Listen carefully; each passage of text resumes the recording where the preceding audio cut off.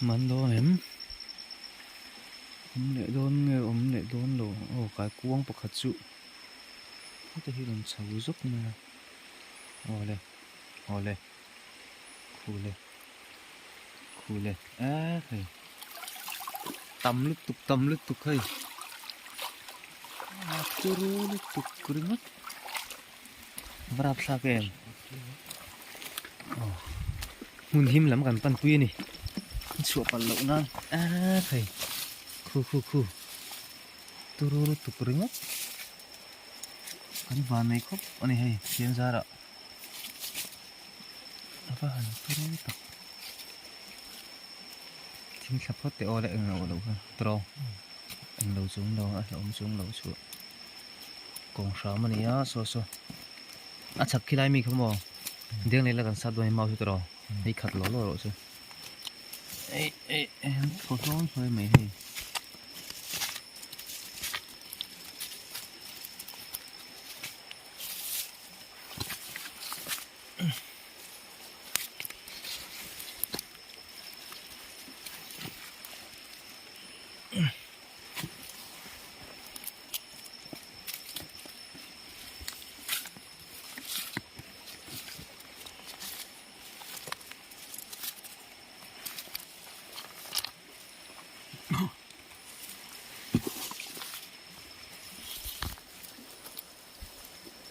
tu nak kan sarta nang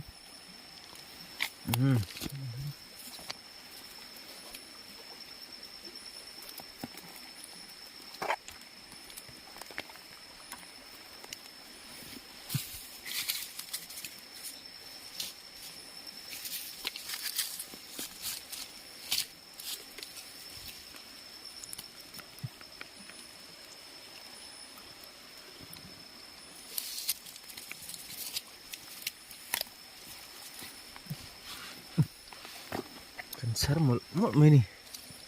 okay cái này đầy lòng cái này sar tu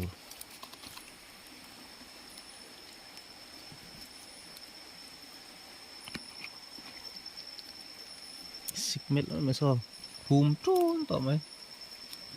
cái cuống lại sang hết thế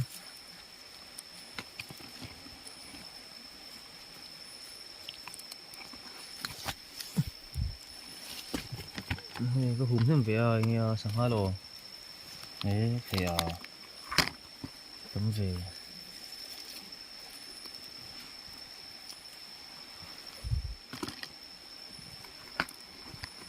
khát ta cần bom rang khát ta liền này cả cần bom rang cái gì để xem về đông anh ạ cái là vin sang hai mà thấy là vin cái gì thum chút chứng tỏ đâu này xí năng ạ lệ khát ta cái gì thum về chỗ này tỏ mau sáng ai tỏ đón mau thấy tí gì lệ khóc mấy xí nữa nè bây giờ cái trên nó sắp bốc ạ mình thấy khóc mấy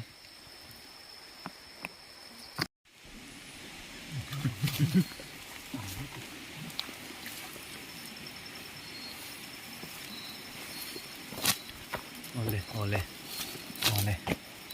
mấy đùng tắm mày hình nó có hẳn suốt mà tiểu em có hộp xá mà này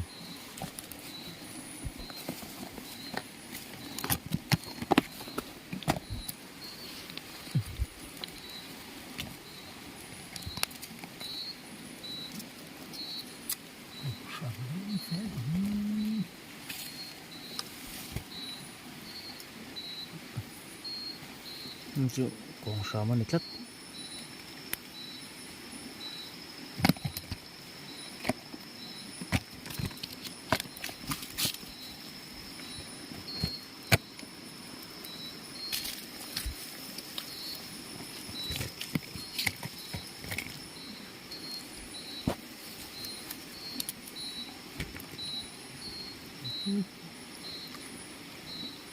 chết lý xin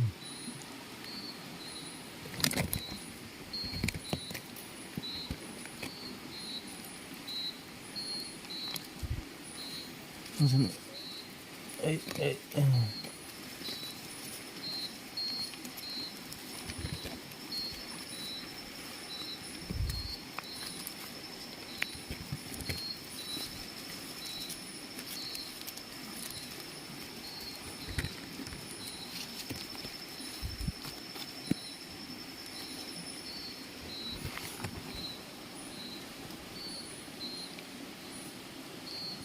thật lệ đón đẹp to này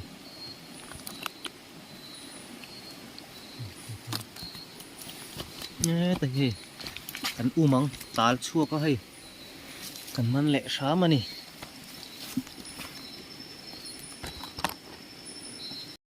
em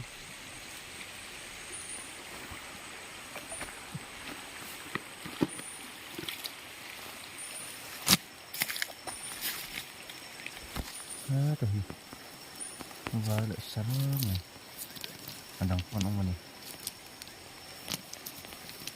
vừa rồi xua ra hay hết thì thấy đúng liền khúc này